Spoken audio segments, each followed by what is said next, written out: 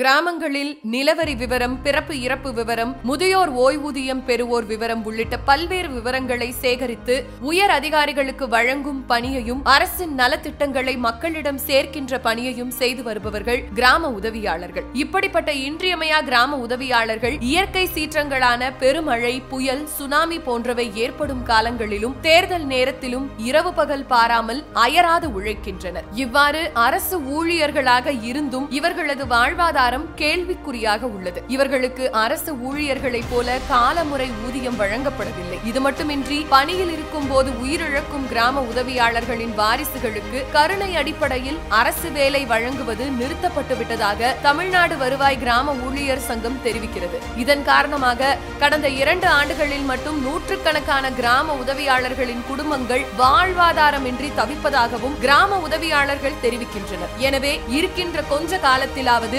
மக்கள் பணியை செய்யும் வகையில் இதில் அரசு உடனடியாக தலையிட்டு கிராம உதவியாளர்களுக்கு காலமுறை ஊதியம் நிர்ணயம் செய்து பணியில் இருக்கும் போது உயிரிழக்கும் கிராம உதவியாளர்களின் வாரிசுகளுக்கு கருணை அடிப்படையில் உடனடியாக அரசு வேலை வழங்கிடவும் நடவடிக்கை எடுக்க வேண்டும். இதுவே அவர்களுக்கு செய்கின்ற நன்றிக்கடனாக இருக்கும்.